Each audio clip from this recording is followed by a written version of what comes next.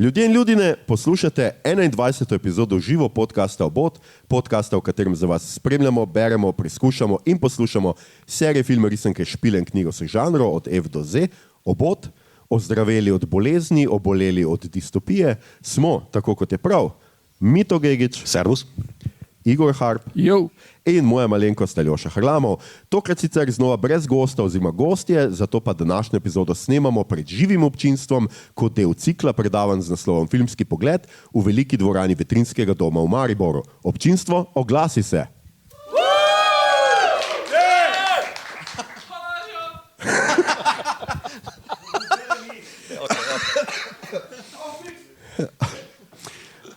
Hvala, občinstva. Opozorit velja, epizoda bo vsebovala fašistične distopije, korporativno ideologijo in kvarnike. In zdaj tista najbolj znanstveno-fantastična.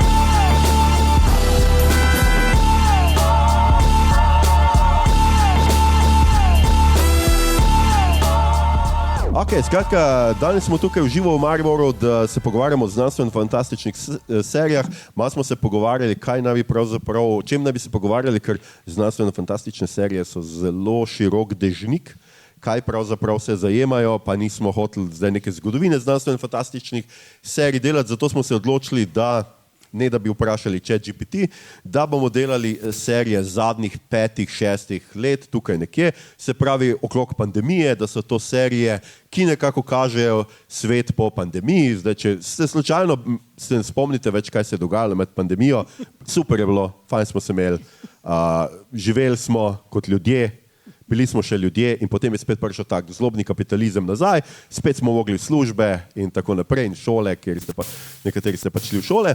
In skratka, jaz mislim, da so, ne mislim to samo jaz, ampak večina nas misli tako, da so znanstvene fantastične serije nekako skušale zajeti duha, ker se je takrat ravno, ko bomo mogoče čez 20-30 let tik pred koncem sveta gledali nazaj, in se bomo spraševali, kdaj se je vse spremenilo, kdaj je šlo vse k vragu, bo mogoče čas po pandemiji, tisto obdobje, ko se je začelo vse to dogajati. Skratka, kapitalizem je postal še bolj kapitalističen, naše službe so še večje sranje, kot so bile prej, umetna inteligenca nam krade tiste službe, ki niso sranje in tako naprej in tako naprej. Skratka, o tem se bomo danes pogovarjali. Ena vesela tema za vesel torek tukaj v Mariboru. In zdaj, da jaz neham govoriti. Igor, Mito, kaj vidva mislita, bosta potrdila moje besede, ali se vidva, zdaj, ko sta malo pregledala, kaj vse je šlo po teh letih, imate kakšno drugo mnenje, kaj je tista glavna sprememba ali pa kaj je neko skupna točka zadnjih 5-6 let, recimo, znanstveno-fantastičnih serij? Kot prvo, ful so bolj dodelane ene stvari, proračuni so šli gor, posebni učinki, to se povsod vidi, isto je bilo pri fantazijskih. Ampak za razliko od fantazijskih smo tukaj dobili tudi ene minimalistične variante, kot je recimo Severance ali pa Silos, in veliko tem je, nenavadno, povezanih, se odvija v nekih zaprtih prostorih. To je ena taka stvar, ki je pri velikem delu znanstvene fantastike, da je dogajanje v ene zaprte prostore, kar pač je nedvomno navdihnjeno z to pandemično izkušnjo. Potem pa, zdaj to, kar si glede kapitalizma omenil, je pa vsekakor drug motiv, ki ga najdemo povsod, od Aliena do Fallouta in tak dalje.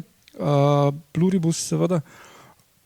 Tako da to se mi zdijo nekako osnovne teme, pa tudi na nek način preupraševanje tega, kaj je človeško, pa en kup je bilo tem o stiku z nezemljani, kar mislim, da je pa najbolj spodbudila ne toliko pandemija, koliko pa fenomenalen uspeh Three Body Problem, ki smo tudi dobili kot serijo, ampak je glih v tem času so ljudje našli dovolj časa, da so prebrali to debelo kitajsko knjigo, tako da je naredila, ker mislim, da je to eno najbolj vplivnih del ZF zadnjih 10 let, po mojem. Aha, ok. Mito, tvoje mnenje? Meni se zdi mogoče, da največji odmik od, rečemo, post 11. september, ker se nekako ločim ZF zlata doba, post zlata doba, pa vse do 9.11, pa potem teh 20 let po 11. septembru, pa post-covid. Prej bom temu rekel pozitivna utopistična doba, post 9/11 je pa nekako kot apokalipsa, kjer je vse zelo eksplozivno, ali pa konec sveta, ali pa je nadzor inštitucij na telesi, ali pa nizemljani pridejo, da nas zavojijo in tega imaš malo morje, v bistvu poprej. Po covidu se mi pa zdi, da je dosti bolj sociološko, pa psihološko, da je v bistvu bolj intimizem, da bolj nadzor nad tvojo psihologijo, zavestjo, ekstremni kapitalizem, predvsem Severance je naprimer tu zelo dober primer tega, kako se pač osebno loči od dela, kaj je ta prekarnost, ki potem, da ti dejansko puščaš delo na šiht, na delovnem mestu, pa ločeno ugodje doma. Tako to mi je glavna razlika, da pač katastrofa, pa apokalipsa, pa potem za ta psihološka osebna distopija, to mi je najbolj. Ja, se pravi, da smo nekako od nekih množičnih distopij, kot recimo Igre lakote, ne vem kaj, ker so cele družbe distopične prišli celo do tega, da je distopična že neko dojemanje realnosti, ali pa samo dejstvo, da greš v službo in da si v neki pisarni, že to je neka distopična, psihološka, pravzaprav, tako kot si rekel, preseli se distopija, pravzaprav naraven psihologije. Že tako se mi zdi, da v bistvu je moment zagrabil posameznika v njegovem domačem okolju in nekako rekel, kaj pa če, ker to je glavno vprašanje znanstvene fantastike, kaj pa če bi nekaj, če bi se posameznik počutil že ogrožen, ne družba, kot po 9/11, ali pa družba v Star Trek Next Generation, naprimer, kjer je utopija, pa so sistemi delujoči, kapitalizem je nedelujoč, naprimer, in tako naprej, razen Ferengijev, ok. Zdaj pa tukaj v bistvu prav nekako to vprašanje specifične groze, ko se tebe tesnoba lotuje. Tako to mi je zelo specifično za teh 5-6 zadnjih let. Ja, tukaj tudi Murderbot treba omeniti. Jaz sem nedavno imel intervju z avtorico in ona je rekla, da prvi roman, ko je napisala, pač koncept Fantabota, je bilo to, da nimaš kontrole nad sabo, da te jemljajo kot nekaj, kar ni človek, da lahko nekdo upravlja s tabo. In to mislim, da se je še potenciralo. Ne glede na to, koliko je komična in serija knjig in TV serija, je ta groza not ostala in je, mislim, da 10 let po tem, ko je pač prvi roman nastal, še bolj po mojem aplikabilna. Ker zdaj danes pač imaš, ne vem, lahko delaš od doma, ampak boš imel software, ki te nadzira, da si pred računalnikom, tudi potem en kup tega, kak ljudje probajo priti okrog tega, da imajo nekaj, kar avtomatsko tipka gor, ampak te stvari pač še takrat niso obstajale. Tako da to je dosti novo. Ok. Skratka, mi smo se nekako serijo razdelili na 3 sklope, o katerih bomo danes govorili.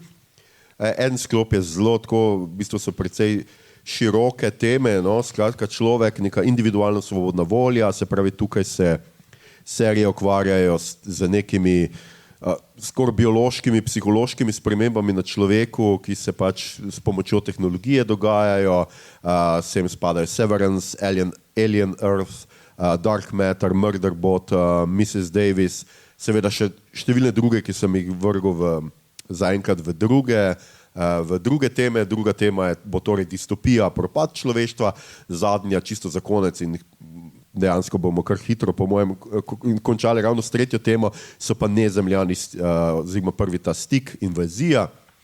Pa kar začnemo z prvo temo, se pravi prva tema, ker jaz mislim, da je res se zgodila ta velika sprememba, ki si jo tudi ti Mito omenijo, je skratka ta neka ideja distopije, ki pa na tej ravni, jaz mislim, da ujame človeka na neki mogoče na neki ravni, kjer je ni najbolj pričakoval. Recimo, ne, jaz sem potem, zdaj zadnje sezone, sicer jaz Black Mirrorja nisem pogledal, ampak recimo vem, da je tam del Common People, kjer ima nekdo skratka potem, ko ženska doživlja demenco, če sem prav razumel. Ne, poškodbo možgansko in ji vgradijo pač nek čip, ki omogoča, da ona lahko normalno živi, ampak izberejo najcenejšo opcijo, kar pomeni, da dobiva oglase vmes in potem ona nenadoma začne oglase govoriti in potem postane, mogoče se ti zdi smešno za trenutek, ampak malo potem ni več. Ne? Ja, skratka, vse te zgodbe nekako sicer še vedno govorijo o družbi, na nek način seveda o nekih družbi, ki so jo prevzele korporacije, o družbi, ki pravzaprav svoje bogatstvo zdaj ustvarja s tem, da se moraš naročiti na vse, a ne, se veste, kmalu boste imeli tudi avtomobile, ker si boste... Kmalu, to je že. No, to je že, hvala Igor, ja. Imate avtomobile, kjer si naročite posamezne funkcije avtomobila, ogrevanje sedeža posebej in tako naprej. Skratka, to je ta nek, ampak najbolj jaz bi rekel, da centralna za to temo je pa vendarle serija Severance.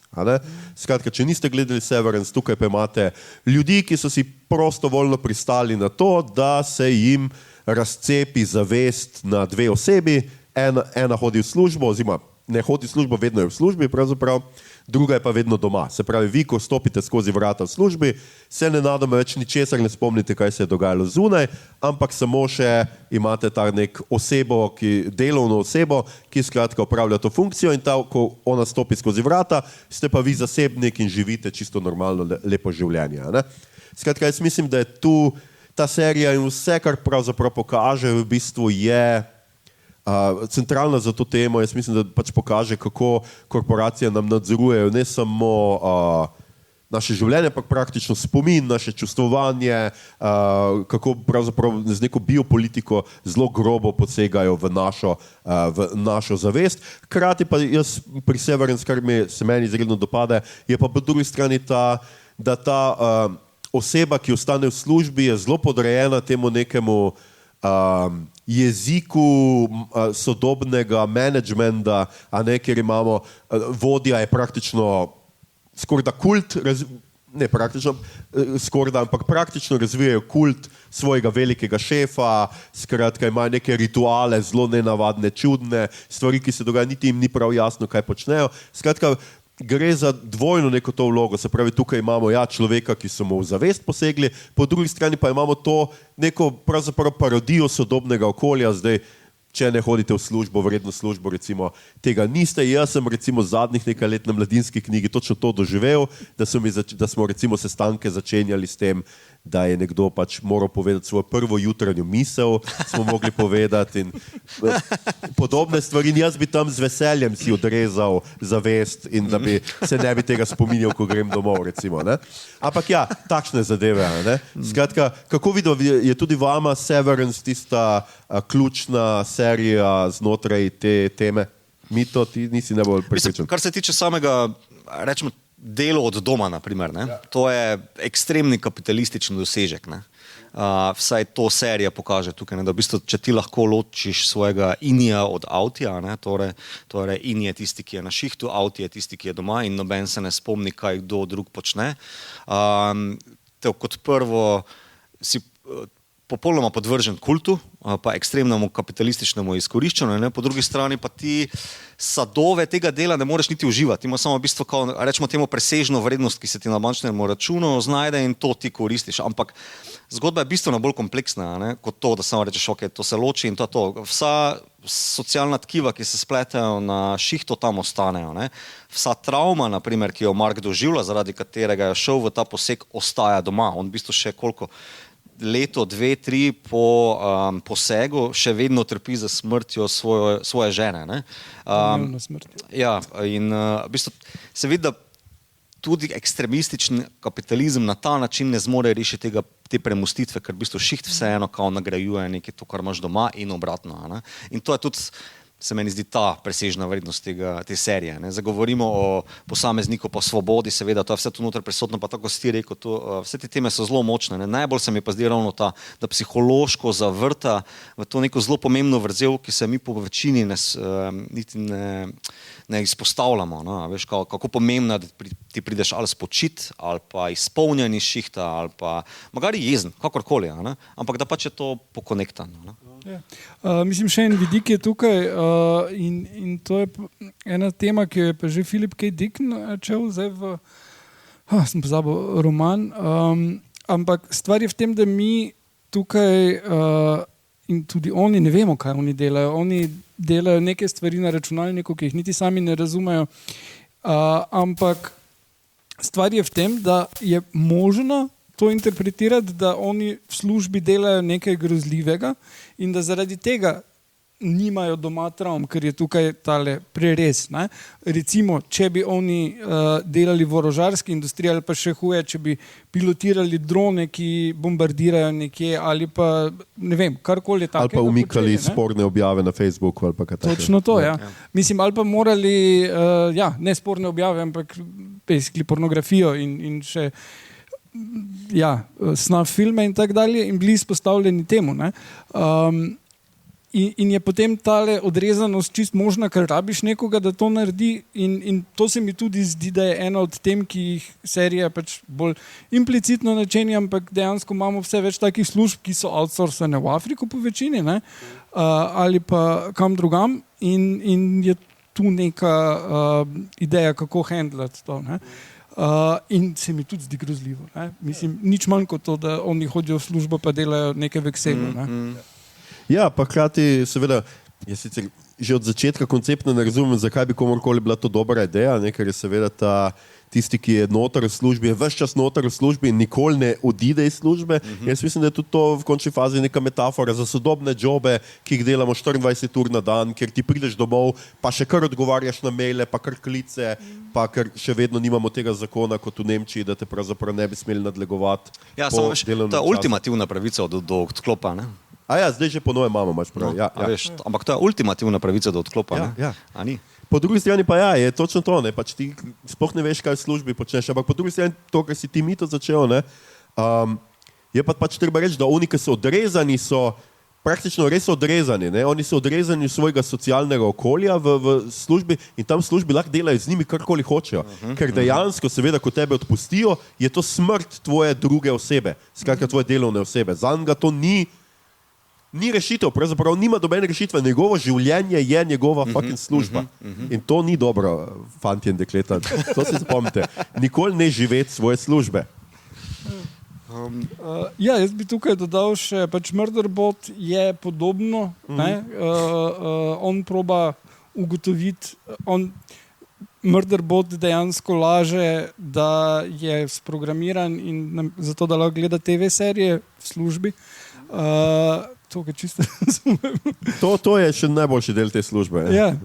In potem pač išče nek način, da bi se vključil v civilizacijo v bistvu, pa da ne bi rabo delati te službe, pa da se ne bi rabo ubadati z neumnimi ljudmi. Ne?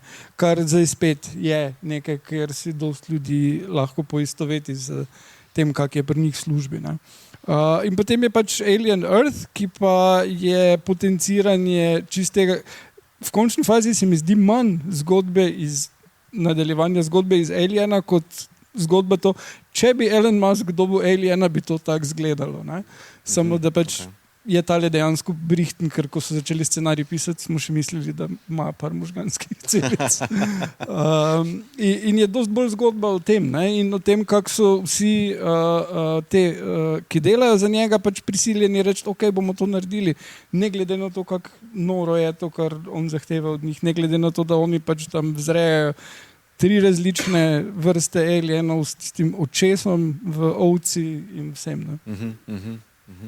Ja, pri Murderbotu je sicer meni zanimiva tudi ta ideja, da pač tukaj ta robot ne skuša biti človek, on še vedno ne mara ljudi, pač nimamo te klasične zgodbe umetne inteligence, ki skuša biti človek kot je, ne vem, jaz robot, kot je, kaj je že ta od Spielberga, Kubricka, ki ga AI. Spielberg, AI, ja. Kje je naslov AI, Aljoša? Nisi se spomnil, ja. Ex machina. Ja, se pravi, da umetna inteligenca ne skuša biti človek, ampak skuša ugotoviti, kaj on pravzaprav je, kaj je kot robot do ljudi. Če nima te funkcije, da nekdo drug upravlja z njim, kdo potem pravzaprav je. In to se mi zdi fajn, po drugi strani seveda je to v tej dobi, ki jo zdaj doživljamo, ker imajo umetne inteligence zdaj neko svojo socialno mrežje, v katerem se srečujejo in tako naprej. Je nekaj, kar zelo drugače kot poprej. Ja, kar nekaj, kar doživljamo, zato ker zdaj prvič imamo dejansko, še vedno so to seveda veliki jezikovni modeli in tako naprej, ampak najbližje smo umetni inteligenci, kar smo kadarkoli blizu vsemi temi chatboti in ne vem kaj. Tako da mislim, da to do neke mere tudi oblikuje seveda naše dojemanje tega Fantabota kot nekega popolnoma drugačnega, kot nekaj, kar ni tako blizu človeku, kot smo si mogoče včasih to predstavljali. Ja, ne, drugače vzami. Vzami Terminator pa Fantabota. Ti imaš Terminatora, ki v defaultu grožnja. Ti šele z dvojko humaniziraš Švarcija, da v bistvu kaj je humor, pa kaj je to zvestoba, pa kaj je to, da ne prelomiš obljube, pa rečemo manjkajoč oče, da ne boš me zapustil isto. To je poskus humanizirati nekaj zelo grozečega, ampak film si ne daje nekih dvoumnosti tukaj. AI je grozen, tale robot, ki ga bomo reprogramirali, je pa ok, naprimer. Zdaj je pa AI zelo drugače personificiran. V bistvu ta Murderbot ima tudi antropološko kritiko, da v bistvu nisi središče, imaš še druge oblike. Imaš potem AI, ki je pomagač, zdaj jim pravimo že agenti, ki brskajo po tvojem računalniku, kakorkoli opravljajo navodila oziroma opravke namesto tebe. Tako da zelo drugačen portret je, nič grozečega. Mogoče je samo pač nekdo, ki se tu pa tam spotakne, pa zmoti, pa ti da recept za... Če kaj je bil že ta joke, ravno danes sem ga odejanil. Molotovko. Ja, če kaj že... Tale, ki je na Altmanovo bajto fukno zdaj Molotovko, je v bistvu samo... Hotorižoto narediti po ChatGPT receptu, ampak ja, se zmotijo. Se zgodi. Ampak point je v tem, da pač ta portret umetne inteligence se je zelo spremenil po covidu, da v bistvu začeli smo ga vsi uporabljati, eni so zelo navijaški, to je zdaj kar naenkrat veliki rešitelj globalnega kapitalizma, vsi vlagajo van, krožno gospodarstvo in tako naprej in tako naprej. Nič več pocinkani kost, kot je na lobanjah. Ja. Zaenkrat. Tale Miss Davis, ki si jo dodal tukaj, si ti pogledal potem kdaj? Ne, nisem pogledal. Dobro, da imamo... Jaz mislim, da si ti pogledal. Jaz sem pogledal prvi del. Ja, ok. To je Igor, ki reče, da gleda serijo, potem pa pogleda prvi del. To je ta naš level pripravljenosti. Ja, ne, tam pač, koliko razumem, je pač neka nuna, ki toži umetno inteligenco. Ne, v bistvu... AI pove tej nuni, da je ona edina, ki lahko ustavi, da bo ta AI uničil svet in pol se nekaj dogaja. Ja. Ok.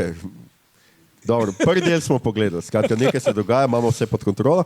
Ja, ampak ja, definitivno pa živimo v svetu, zdaj omenil si tudi Alien Earth, skratka, živimo v svetu, v katerem ljudje zdaj čisto zaresno, zame je bila ena, a se to lani zgodilo, mislim, da se je lani zgodila ena bolj zanimivih stvari, ki je dobila v resnici zelo malo nekega resnega odmeva, ker so vsi takoj obrnili na komedijo, ta pogovor med kitajskim predsednikom in Putinom, ki sta se pogovarjala, kako pravzaprav čim dlje živeti, neki on s krvjo, ne vem kaj, zamenjavo krvi ali ne vem kaj, ampak čisto resno zdaj živimo v dobi, ko lahko podaljšujemo človeška življenja, ko lahko manipuliramo človeška telesa, se vemo, Musk ima to idejo, da bi zdaj si mi ugradili kar ta mini računalniček oziroma nek posrednik, kar v možgane direktno. Neuralink, ja, in tako naprej. V Alien je vedno bila tam franšiza, ki je govorila seveda o nezemljanu, ki je najučinkovitejše popolno morilsko orožje, čeprav če gledate Aliena, jaz ne vem, zakaj bi si to kdo mislil, ko ga vidi, ampak nekateri so si ga pogledali pa rekli, ja. In zdaj ti teh broj skratka skušajo ves čas pri Alienu, skušajo ga uporabiti kot orožje, kar je najbolj bedasta stvar, kar se lahko kdo spomni, ampak tako ljudje delujemo. A lahko to uporabljam za orožje? Ja, dajmo dum.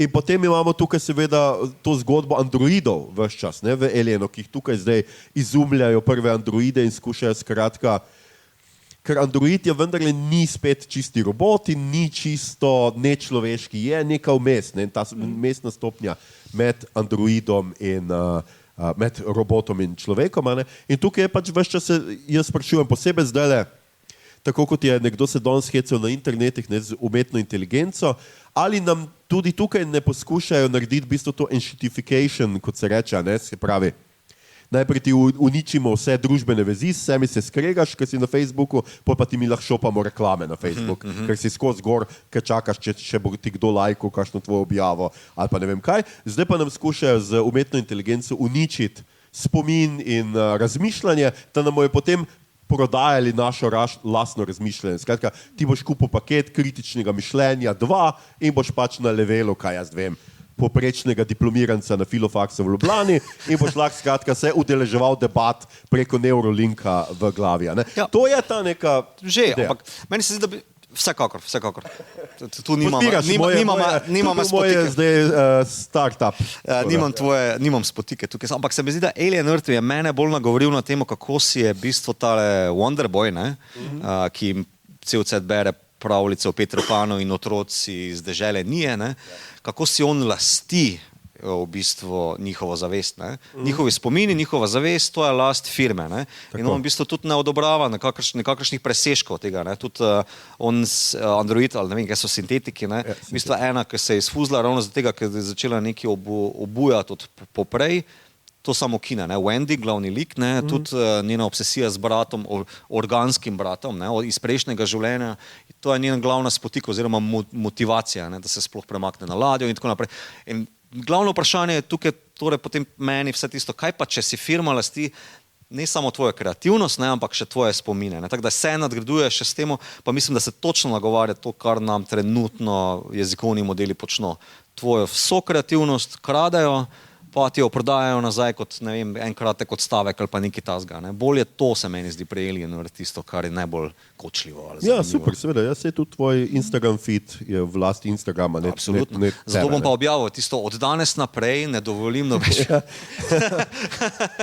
To učinkuje na vseh sodiščih. To dela. Ti, kar objavijo. Sorry, ker sem to omenil, glih včeraj sem videl eno objavo, še vedno po vseh teh letih. Res. Ja, res.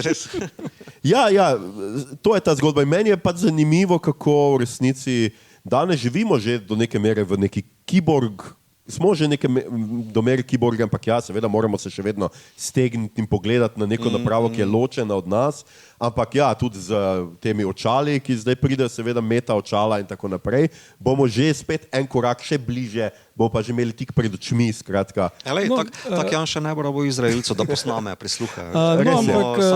To je nekaj, kar se izkazuje za vse bolj pač neuspeh. Ne? Zdaj kot prvo, VR set, to je tehnologija, ki je mimo.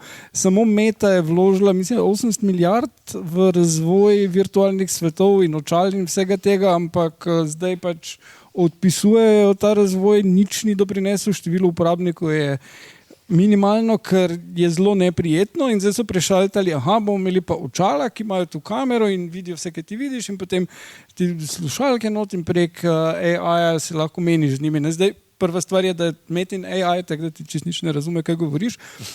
Druga stvar in bistveno pomembnejša pa je to, da so ljudje, ki nosijo to, pač imajo prijatelje in te prijatelje moti to, da imajo. Kdo bi si mislil? Ja, in veliko ljudi, ki je testiralo, pa je bilo najprej zelo navdušenih nad tem, da kako je to fajn, da pač ne rabim telefona ven vzeti, da imam pač Google Maps mi reče zdaj v uho obrni levo, obrni desno. Ne? So prišli do tega, da so jim prijatelji rekli, ok, gled, ko stopiš v prostor, pa ta očala pospravi v torbo. Ne? Pa če rabiš dioptrijo, si nabavi še ena. Pač to ni nekaj. Edini ljudje, ki so ponosni na to, da to nosijo, so ICE agenti, ki snemajo snuff filme, ko pretepajo ljudi, kar pač glej, en kup ljudje, ki jim je to všeč, ampak mislim, da... Dobro, da na Facebooku folk je to puca, veš. Ja. Mislim, da je pač vseeno premala tržna niša to, da bi to lahko uspelo. Ne? Pa pač še dodaten problem je, da pač so to snemanje, pa to je zelo slaba kvaliteta, ker je mala kamera, pa ker ni fokusa. Ne? Sej ti se obrneš in pač tako, da bi s telefonom vse tak delal. Ja.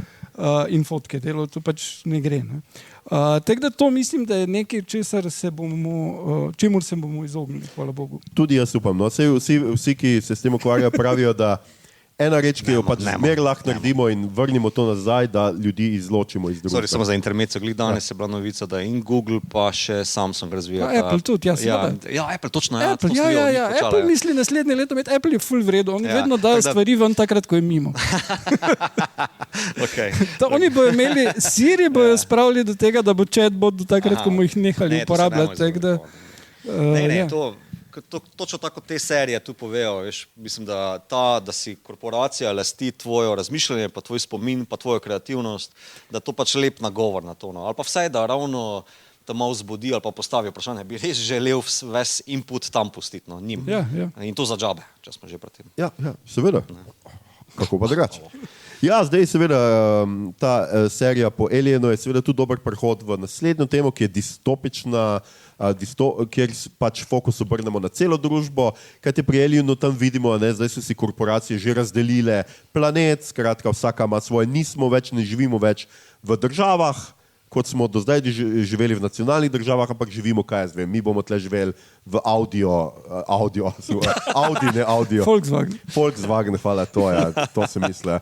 Volkswagen, karkoli pač imamo, Perutnina Ptuj, bodimo malo lokalni, evo, Perutnina Ptuj bo prevzela ta del kos Evrope, mi bomo si pač delali piščance, hotel sem reči pač razkosavali piščance, karkoli bomo pač počeli. Ta analogija ne gre nikam. Ja. Se ni važno, to je ta ideja. Po drugi strani jaz mislim, da zame tukaj je ena ključnih, poleg silosa, kjer pač ljudje živijo pod zemljo v neki zelo nadzorovani avtoritarni družbi, pa Fallouta, kjer je nekaj zelo podobnega, samo da je mogoče malo bolj zgleda, bolj prijazna ta družba, ima bolj lepši... Ona pod zemljo, misliš? Ja, okay. Pač ima bolj lepšo masko na sebi. Je seveda zame tu... To zato, ker so samo ljudje iz korporacije lahko šli tja. Ja, sej. Mislim, to so najbolj prijazni ljudje na svetu. Ja, pa lepi. Ja. Imamo seveda Andor, ki jaz mislim, da je pač ključna tukaj v tem, kjer pa imamo upor. Kajti del distopije, tisti najbolj važni del distopije je zmeraj upor proti nadoblasti, proti popolnemu nadzoru, proti laži, ki obvladuje to družbo. In jaz mislim, da Andor je seveda bil tudi spet zelo sočasen, izhajala je druga sezona, ravno nekako v času največjega napada na Gazo, nad Palestinci, največjega genocida, ko smo skratka vsi nekako nismo mogli verjeti, da se to v resnici dogaja, pa smo vendarle se dopuščalo, da se to dogaja. In Andor govori seveda točno o tem. Zlobni galaktični imperij skuša zradirati skratka neko skupnost, kako se je upret, zakaj se je upret in tako naprej. Se pa recimo tisto, kar je pač pri Andorju meni zelo zanimivo, je pa, če primerjaš to pač z prejšnjimi Star Wars, kajti Star Wars franšiza je, veste, ima dolgo brado, veliko filmov, veliko serij spada vanjo, je pa zelo natančen in zanimiv prikaz v bistvu tega imperija kot nekega birokratskega aparata, nekih aparatčikov, ki tam hodijo, niti ne vejo dobro, kaj delajo med sabo, neki se ne pogovarjajo in tako. In se mi zdi to zanimivo in seveda prikaz tega tipičnega Eichmannovskega birokrata, ki pač on ni nič kriv, on samo pač uboga ukaze in pač podpisuje neke stvari, kaj njega briga, kaj se potem dejansko izvaja na teh planetih. Ja, mene mogoče tukaj vse serije, ki si jih naštel, pa Station 11 še mogoče najmanj izmed tukaj, ki ima ene pozitivne note, vsekakor knjiga še toliko bolj. Zakaj ravno zdaj za časa covida, da toliko zažgejo tele serije? V bistvu, en odgovor, ki ga imam, je tale mikrofašizem, nekako pri Andorju sem se najbolj še spraševal, a si Američan tako predstavlja, pa razmišlja Evropo, naprimer, za časa covida, kjer je to videl nočno moro zanga, mojo svobodo tratiš, ne vem, kaj vse skupaj tratiš, in v bistvu imaš potem, tako si rekel, aparačike, pa birokrate in potem vse regulacije in netransparenten javni sektor in bla, da vse to vidijo, kako jih to požira. Pa se mi zdi Andor taka estetizacija tega, ne, seveda. Ne. Kljub temu, da je zgodba v bistvu o uporu proti dejanskemu groznemu genocidnemu fašizmu. Ne. Ampak imaš pa potem tu silo, ne, kjer je pa zaupanje v inštitucije. Ne. Se mi zdi, da to jo zelo povezuje. Ne. Se tudi tam v Andorju inštitucije cel tudi govorijo, tale masakr na Gormanu se ni zgodil. Mi smo vsi super, edino pač ful imamo radi istega krojača in to je to. Ne. V Silusu pa je tudi tako, pač v onem tulcu pod zemljo na 40 nadstropjih živi 10,000 ljudi, če se ne motim, ne, in vsi morajo zaupati do amena, ne, šerifu, sodniji pa predsedniku oziroma županje. Ne. Pa zelo dober prikaz tega, ne, kako se hitro zalomi ena stvar, kako hitro lahko to zaupanje zgubiš, kako hitro lahko vrhnji ešalon družbe, ne, ki živijo od sadov dela, tistih najnižjih, ki skrbijo za mašine, za pridelke in tako naprej, ne, zalomi, in smeti seveda, če se zalomi na vrhnih inštancah. Ne. In to se mi zdi pa zelo sodobna stvar. Ne. Ja, ne, tudi pri Silusu je ta del, in to se tudi navezuje na Andor in Severance. Takoj pod županom naslednja najpomembnejša vloga je šerif, pol pa je šef IT-ja. Pač ja, IT-jevec je napisal roman, ampak ja, to je tukaj, ti rabiš močen IT, da organiziraš družbo, sploh če je ta družba pač ima toliko omejene vire ali pa če je fašistična. Ne? Ja, itak. Ja, predvsem rabiš ljudi, ki ti rečejo, a ste ga probali sklopiti pa priklopiti nazaj. Ja. To je najbolj važna funkcija vsakega IT-ovca. Vsakeč, ko jaz pokličem Telema. Tak, to je edini stavek na tabli, na tisti semester, ko gre v šolo. Ja. Ampak ja, hkrati seveda ne smemo pozabiti, kar je pa zelo zanimivo, da ne v tej distopični družbi, kot nam jo kaže, kot neko družbo po kaj je v Silusu ekološka katastrofa. Ne? Ja, ni natančno, vse v seriji ni natančno definirano. Zaenkrat še ni definirano, ali je bilo jedrska ali ekološka. Tako, medtem ko v Falloutu pa gotovo pač jedrska. Ja, ki so jo sami povzročili. Ki so jo, kot vidimo, sami povzročili. Ampak ja, znotraj te družbe pa se potem po tej, se pravi postapokalipsi, se družba vedno, tako kot si ti rekel, mi to zelo grobo ima hierarhijo. Se pravi, posebej v Silusu, ne samo je dobesedna, ne? Se pravi, tisti, ki so na dnu, živijo na dnu, se pravi, najgloblje v zemlji in počnejo najbolj pač ta, ko se smeti, mašinerijo, najbolj groba dela, potem je ta nek srednji sloj ljudi, ki pač uporabljajo druge stvari in potem na vrhu so pa oni najmočnejši. Sicer trenutno, ko Mark Zuckerberg gradi bunker, se pri nas kaže ravno obratno, ne, oni bojo pod zemljo, mi bomo pa gor pocrkali, ampak ja, je vedno ta zelo jasno, pač tukaj ni več, da bo, ne vem, v postapokalipsi ni nobene anarhije kot pri Mad Maxu, recimo, ne? Ni nekih tolp, ki se med sabo koljejo, ampak je nadomesti, je zelo striktna družbena struktura. Zato, ker je razlika, ne? Po prejšnje serije, tudi 90-ih pa 2000-ih, ne, so se ukvarjali s tem, zgodila se je, naprimer Enterprise, 2., 3., 4. sezona, ne, je v bistvu zgodila se katastrofa, zdaj moramo samo nekaj reševati, mi moramo preživeti. Ne. Zdaj se pa v bistvu vpraša, kao apokalipsa se je zgodila in zdaj z njo upravljamo. Zdaj moramo nekaj narediti s tem šitom, ki smo ga storili. Ne. Tako da, tak dober zasuk je s tem, kao neizbežno se je že zgodilo, zdaj pa nekako moramo z njo handlati. Ne. A ti je všeč ta? Ja. Okay. Ja. Sam sem si izmislil. Ja, Station 11 tukaj pač ja, je pa povezan kot propad človeštva, ni pa niti ne toliko distopična družba.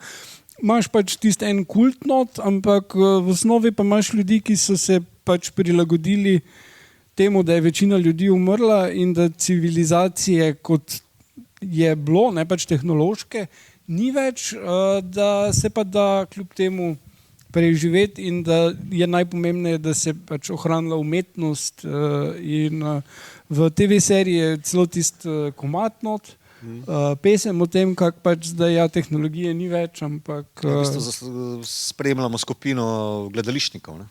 Ja, glavni junaki so... Ampak ravno zaradi tega, ne, to je relativno pozitiven pogled na postapokalipso, zato ker umetnost ostaja v silosu, je prepovedana.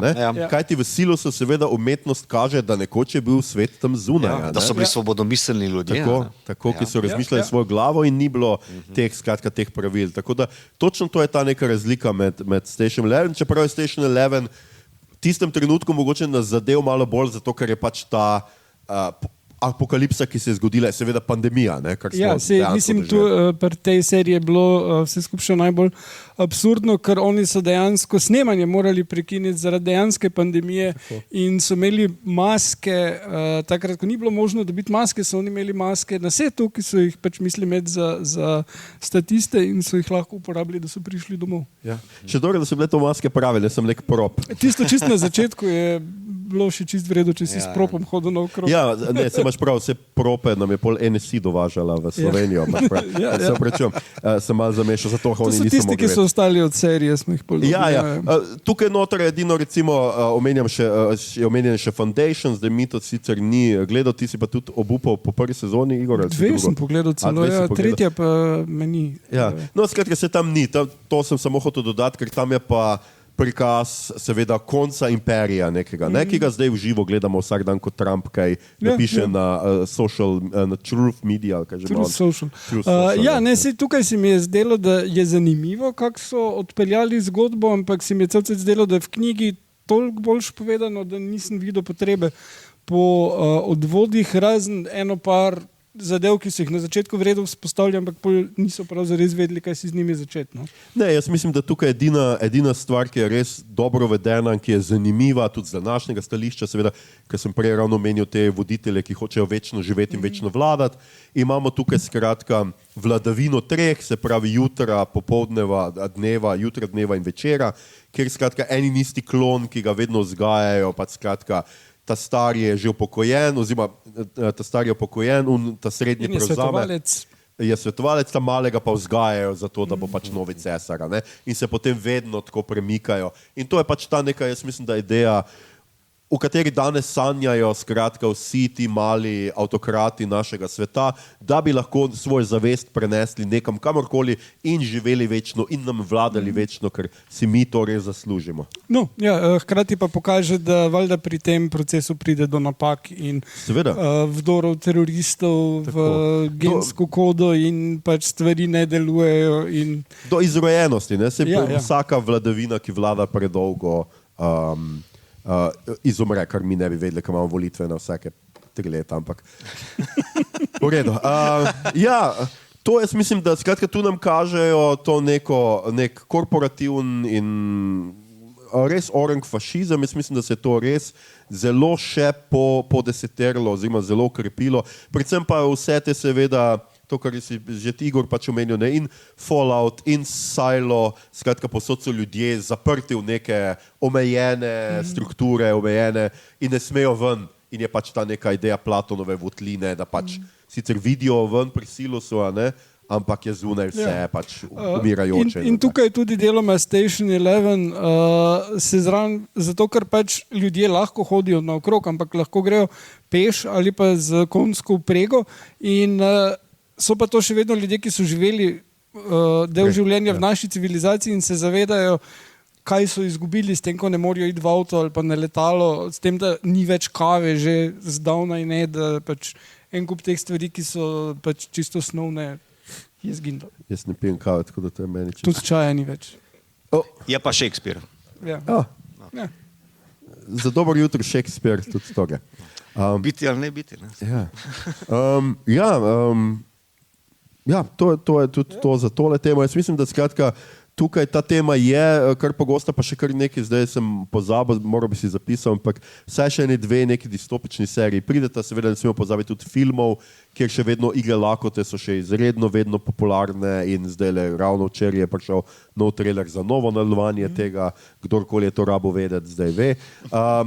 Zadnja tema pa ima pravzaprav najmanj nekih istočnic za razen Igor, ki misli, da je ena knjiga tako zelo vplivala, da je ta tema pač toliko popularna zdaj. Ampak od vseh, če smo prej lahko našli neke podobnosti s sodobnim svetom, jaz mislim, samo za sranje za zadnjo temo še vedno nimamo nobenega stika z Nezemljani, še vedno ni nobene, v zadnjih letih ni nič novega prišlo na tem področju, da bi skratka karkoli doživeli. Igor, tebe so ugrabili kdaj? Ne, čista ideja. Pred par tedni je J.D. Vance izjavil, da ko so njega vprašali, če je videl te fajle, če je bil v Area 51, je rekel, da ne, on je ful preveč zaposlen, da bi šel v Area 51, ampak da on sumi, da vesoljci obstajajo, ampak da so to najbrž demoni. Right. Okay. Saj, na to bi se navezal. Meni se zdi, da v bistvu ta tema se vklapla post-covid, se meni zdi tako, da ko se pojavi alien, ne, ni zgolj ali pa izključno katastrofa, ne, ampak je predvsem političen problem. Da v bistvu kao se rešuje ali vedno preko neke določene ideologije. Ne. Da v bistvu tudi Three-Body Problem ima političen problem, kako to rešiti.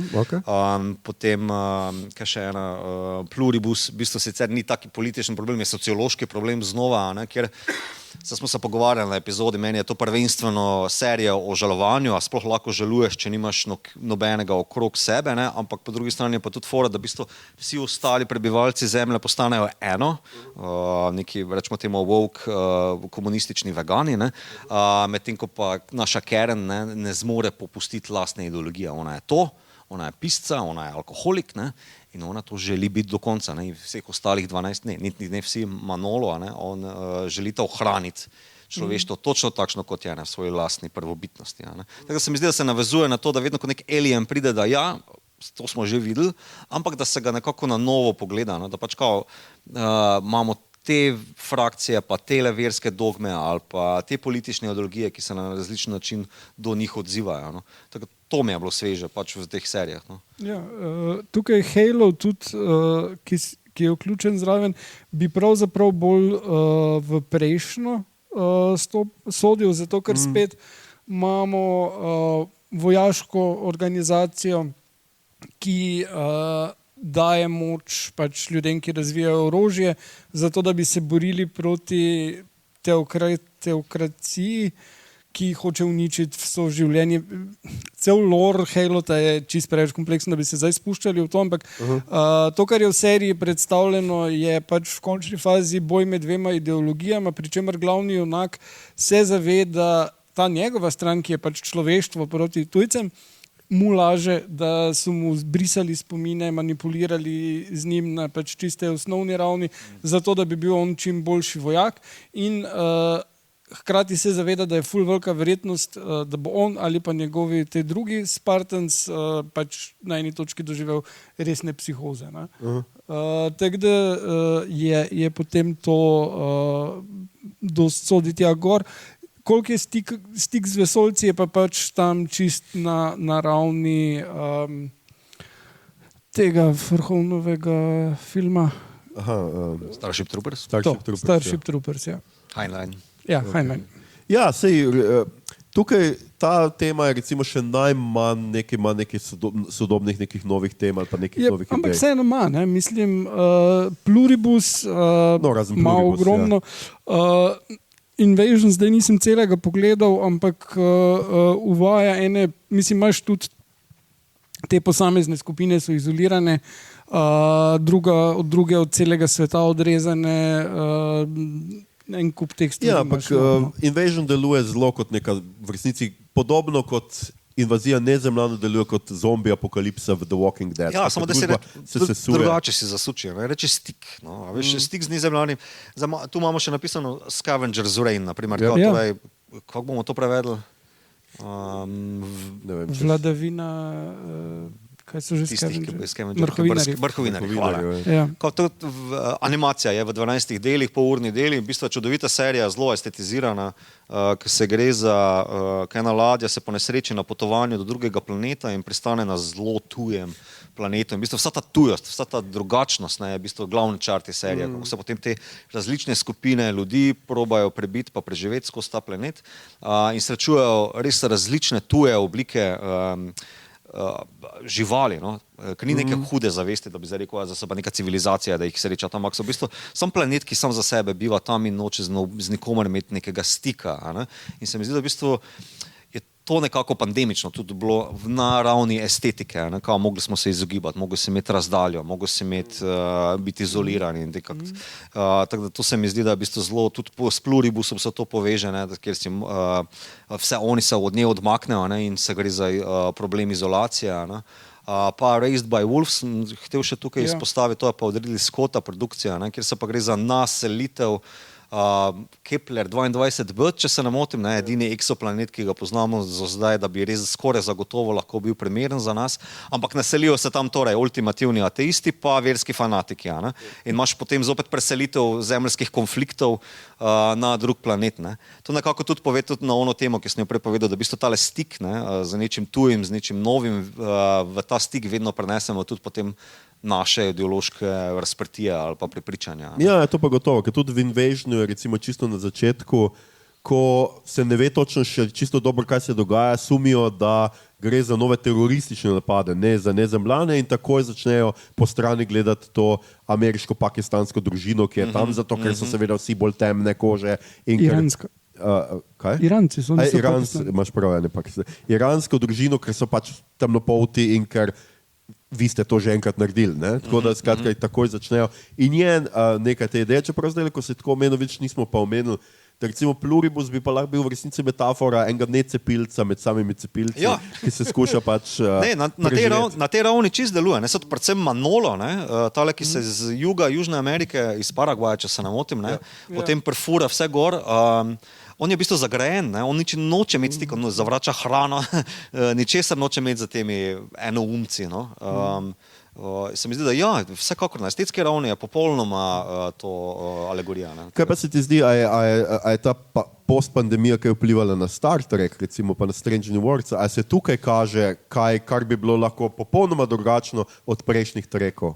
Ne, jaz mislim, da ne. Trek je še vedno oženjen z post 9/11 logiko. Ne? Mislim, se ni slab Trek, ne, ampak ni se pa spremenil toliko, da bi mu COVID kriza kaj poznala. No. Še vedno ima rad vse sezonske loke, kjer se na koncu zgodi grožnja celi galaksiji, ali pa to je Picard isto naredil, Discovery je isto imel, Strange New Worlds ima deloma, to čeprav malo bolj osvobojen, pa zdaj Starfleet Academy, ki je letos se zaključil na prvo sezono, isti problem. Ne? Tako da ne ukvarja se s tem, kot da je nekako izoliran mehurček. No? Še najbolj Strange New Worlds se želi ukvarjati, zakaj pa če bi bilo neki, ampak je bolj opusto to. No? 3 dni nazaj smo gledali prvi del prve sezone, ki je, mislim, da še pred COVID-om išel in v bistvu nekako profetsko nagovarja drugo državljansko vojno v Ameriki, pa kako se bomo za 3. svetovno vojno uničili, ne? Pa celo prebije oziroma prekrši to njihovo glavno pravilo, da se ne utika v tuje kulture noter, ne? In tam dvema skreganima stranema pokaže, ne? Lej, to se bo zgodilo, pa to se bo zgodilo. Nekako je ful ilustrativen, po drugi strani pa kao zelo Star Trekovski klasično. Ne? Covida pa ne vidim toliko. Ja.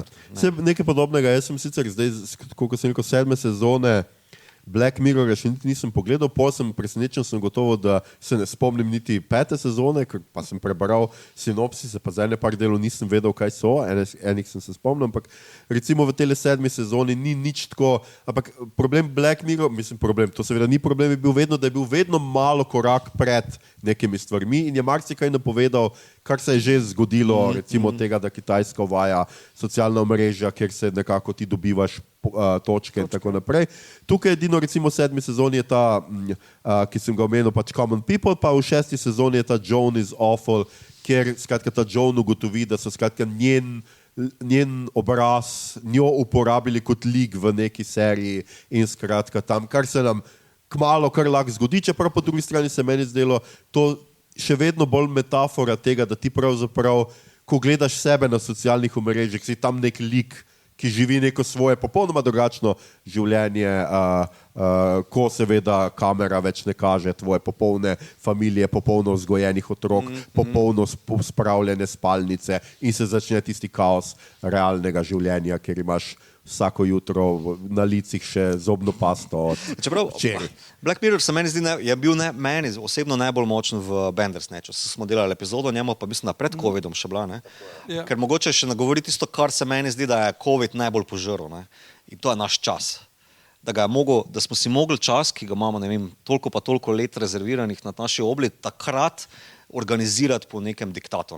Hočeš ali nočeš, eni bolj, drugi manj. Pa se mi zdi, da Bandersnatch po svoji strukturi pa interaktivnosti ravno to zahteva od tebe. Kot prvo, na zlobnem, čas krajajočem Netflixu je bil izdan in tam si imel to opcijo, da si v bistvu izbiral svoje odločitve, da si v bistvu izbral svoj konc, da si izbral neke stran poti tega lika. Ampak to je imelo vse za posledico to, da si v bistvu še več časa pustil tam. In se mi zdi, da v tej inačici in v tej inštanci je pa res dosegel svoj ultimativni zaključek. Ja, je res. Je pa zanimivo, da nikoli niso poskušali s čem takim podobnim. Sicer mislim, da se jim tudi te igre, ki jih imajo oni, niso. Ja. Vse so poskušali z več filmi. Unbreakable Kimmy Schmidt je imel potem neke vrste finale, ki je bil tudi tako interaktivno narejen. Samo tisto je bilo v osnovi je bil romkom in cilj je bil, da ona dva pristaneta skupaj in katerokoli stran pot si šel, ki ni do tega vodila, rekel, ok, zdaj pa pejt nazaj, pa praviš enkrat. Ni bilo tako Bandersnatch, ko si res dobil nekaj novega, lahko pa ko potem je obsesiral cel internet še ne vem kako dolgo, ali smo našli že vse možne permutacije. Tam jih je bilo 5 in to je bilo to. Tako da nekaj časa so to poskušali, ampak so očitno ugotovili, da ljudi to ne zanima, da to ljudi zanima takoj, ko vam pride, pol pa pozabijo in kasneje se ne lotijo več tega.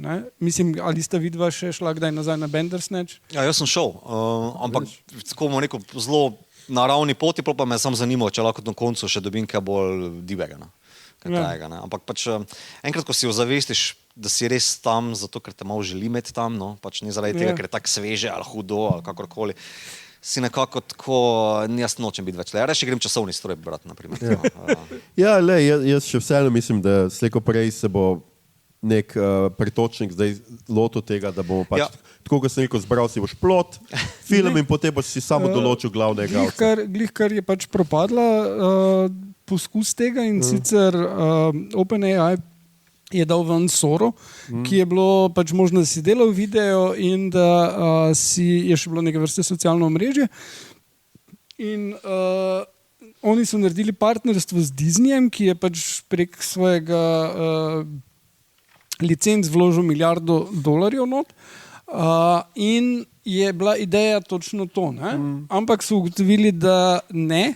Zato, ker je bilo kot prvo treba sprogramirati vse safeguarde, zdaj ti stvari, ki jih Miki Miška pa Mini Miška delata, ko se kamera obrne proč, se mora kamera obrniti proč, in poleg tega, ne vem, če ti daš enega Deadpoola not, ki je ultra nasilen in vse to, kaj bo Deadpool vse delal z ostalimi liki, tu je en kup teh problemov, kjer je treba varovala dati not zato, da bo Disney s tem zadovoljen. Hkrati pa je OpenAI ugotovil, da uporaba tega kot družabno mreže ali pa kar za to, da bi delali videe za zabavo, ful upadla. Po prvih par tednih že so ljudje izgubili veselje s tem in strošek tega je pa tako enormen, da se je celo njim, ki so vajeni med ta denar proč že malo poznalo.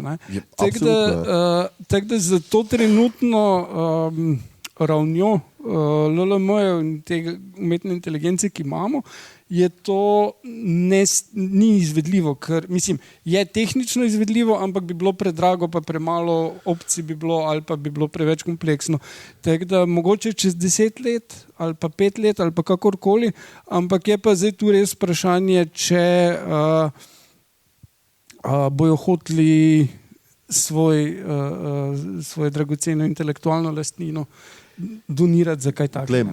Marsikater je na Facebooku, ki je igral tisto, da se pretvori v igračko ali pa ne vem kaj, je Facebooku podaril svojo podobo oziroma tistemu chatbotu, ki je te stvari delal. Tako da podob imajo dovolj, samo vprašanje, a smo mi dovolj privlačni, da bi nas uporabili za take stvari, če ne morajo dobiti Tom Cruise in Scarlett Johansson. Preko onega, kaj je že biti tisto sranje od Apple, on face swap, ki si se postaral, to smo vsi naredili. Jaz nisem. Ej, come on. Mito, še kakšna tvoja zaključna misel? Až zaključna že? Počasi zaključujemo. Ok, a konc utopija jih še bomo imeli? Utopij? Ja, nekako, če rečemo, da smo nekako opisali trenutne teme kot del realizma, ali pa da odslikujejo, nagovarjajo realizem, a je možna še utopija, kot si omenil pred 2000, da so bile, rečemo TNG ali pa...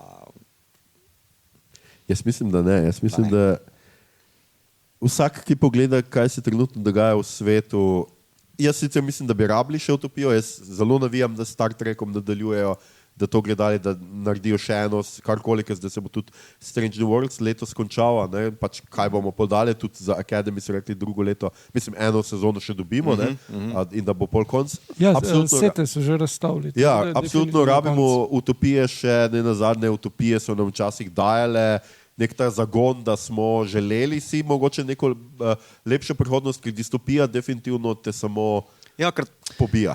En citat je pa, mislim, da če rečem Einstein, bom ziher zgrešil, ampak ker to je pač rečemo nekdo, kao, da pač domišljija je bolj pomembna od znanja. In da v bistvu, če je sci-fi tisti, ki te nagovarja z vprašanjem, kaj pa če bi bilo tako, ali pa kaj pa če, nasploh, se mi zdi, da to je res poziv k utopiji. Preko sem namenil tale Strange New Worlds epizodo prvega dela, on ko Captain Pike pokaže, če boste nadaljevali po tej poti, ko vi greste, se boste z atomskim razleteli, lahko pa si obrnete, se ustavite, pa pomislite, pa se nam pridružite v naši širši galaktični družini. In potem je taka zelo utopističen zaključek, kako se vsi tile prebivalci tega zelo razdeljenega, skreganega planeta lotevajo reševati uganko, kaj so oni ravno kar doživeli. Ta ladja, ta človek, ta nezemljan, narekovaj, kako v bistvu matematiko skupaj potegniti. V bistvu taki optimističen zaključek se mi zdi. In v bistvu to je nekaj, kar je sicer imanentno lepo zakodirano v Star Treku, ampak ni pa izključno, seveda. Pa se mi zdi, da je zato sci-fi vedno dobrodošel, tudi mogoče zato najbolj popularen žanr. Zdaj bo še slab mesec, pa izide en roman, v katerem bo Slovenci živimo v eni komunistični skupnosti, v prihodnosti brez denarja in nam je zelo fajn, razen da se neki tujci tepajo po naših parkih. Ampak zakaj več boste mogli prebrati Igorjev roman? Igor, ti misliš, je utopija možna še? Ja, absolutno. Mislim... Vidiš? Mala tle optimista. Ne sem to, mislim... Ne sem to. Tukaj nismo menili ene serije, ki pač se je začela prej in se je zaključila po pandemiji, in to je The Expanse. Expanse ni distopija, ampak tudi ni pa utopija. Je pa ena taka, ni utopija, je pa nekaj, glej, mogoče pa bi lahko ratalo pa uničimo zemljo šele kaj, 2300 pa nekaj. Okay. Smo pa zelo drugačen pogled na serijo, ampak vredno. Ne, mislim, kaže na nenehen boj za svobodo, ki je potreben. In to je tisto, kar se mi zdi ključno in pokaže, da ta boj ni za pač prazen, ampak da nekaj je od tega.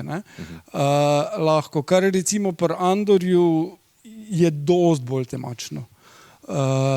In je ta kapitalizem, kot je tam prikazan, je ful grozen in je pač nacionalizem not vključen v Expansu, ampak je nekaj, kar je, rečemo, obvladljivo. Ko se stvari poslabšajo, so možne neke poti nazaj, neke poti naprej. Tudi. Kar pri teh serijah ni čist nujno. Je pa vsekakor to nekaj, kar izhaja iz tistih prejšnjih časov, iz 9/11, kot si ti determiniral. Ampak kar bi meni bilo všeč, jaz se ful spomnim tega filma, torej zelo starega Demolition Man, kjer imaš pač te dve ločeni frakciji. Ja, ok, smisla, šel na školko. Ne, na koncu razrešijo celo zadevo, ker reče tale Stallonov lik, ok, glej, ti hočeš to, prava pot je nekje na sredini, dajte se zmeniti, jaz grem proč. To. To se mi zdi, a ne je bilo lepo še vedno gledati, da lahko probleme tako rešiš v neki taki prikazu distopije. Vidim, da tudi Igor podpira sredinski blok. Ja, v Sloveniji, ki nastaja. Ne, mene, čisto resno še jaz dodam tukaj, mene bolj skrbi to, da je ZF trčil nek plafon tega, da je danes tehnologija, da smo tako zelo povezani s tehnologijo, tehnologija tako zelo napreduje hitro, da si je težko zamisliti neko verjetno prihodnost, ki ne bi bila podobna temu, kjer smo zdaj. Ne? To je meni, ne? Ker kaj lahko izumimo, da nam bo zdaj to rešilo vse probleme tega sveta, razen tega, ker je Star Trek takoj vedo, ne, da mora narediti, se pravi, da hrano imamo brezplačno, ker ko ti enkrat hramo, pa dejansko vse narediš s tistim njihovim, kako se imenuje? Replikator, ja. Ko lahko z replikatorji vse narediš. Ja, zadovoljiš potrebe, pa postfeministično ideologijo, in vsi lahko živimo. Postsocializem in čau. Tako, in noben ne rabi službo za to, da bi preživel, samo replikator mora imeti, potem pač lahko utopija. Drugega načina tudi jaz trenutno ne vidim, razen mogoče še, kar Star Trek ne omenja tako pogosto, ampak seveda tudi je neomejena energija. Ne? To je recimo še ena taka stvar, ki jo rabaš za neko preživeti in pol, lahko cele dneve gledaš serije, tako kot Murder Bot in lahko padeš v debato z nami, ki smo pogledali vse te serije. Okay, razen Mrs. Davis, ki smo vsi ugotovili, da do meni pogleda.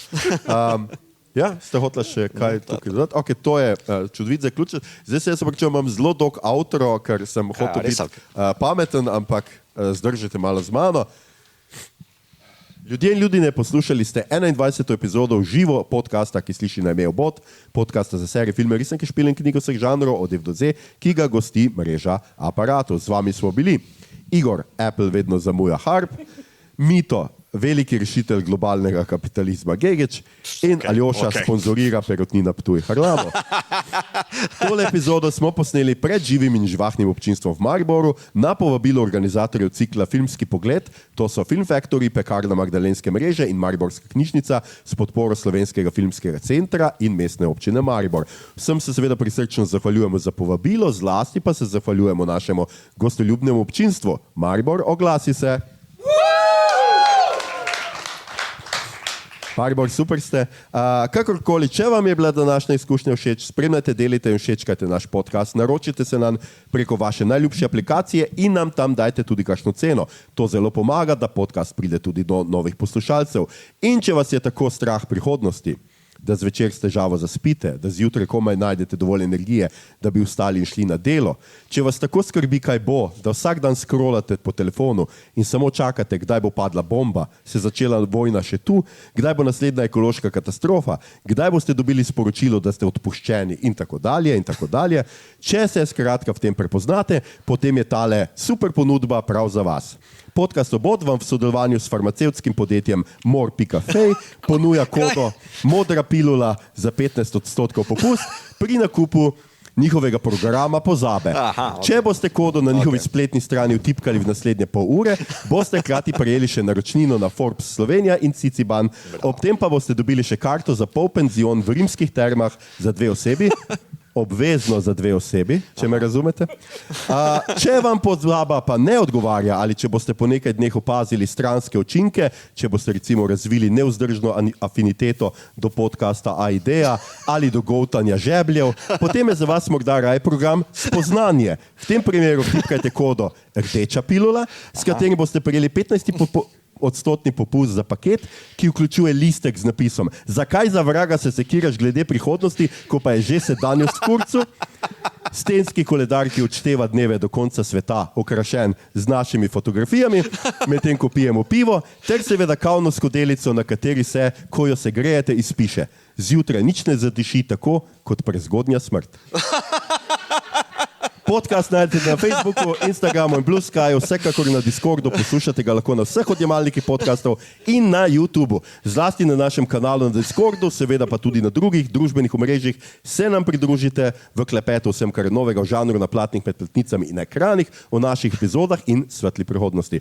Tole je bila že 21. epizoda podcasta v živo, hvala vam za vašo pozornost in se slišimo in gledamo naslednjič, ko bomo znova v živo in ne boste verjeli, to bo že kmalu in znova prav tukaj. Dobesedno tukaj v petek 8. maja, čez manj kot mesec dni. Bomo namreč znova v Mariboru, znova tukaj v Vetrinskem dvoru in sicer na prvem mednarodnem stripovskem sejmu Primaruha v organizaciji založbe Vige Vage knjige. Govorili pa bomo o stripu, filmu in seriji Watchmen oziroma Čuvaji, kot se bo glasil prevod, ki bo išel letos poleti. Pridite torej znova v našo družbo, veseli vas bomo in to vsekakor vzeli kot znak, da z nami uživate. Mi vsekakor uživamo v vaši družbi, do naslednje epizode in še dlje.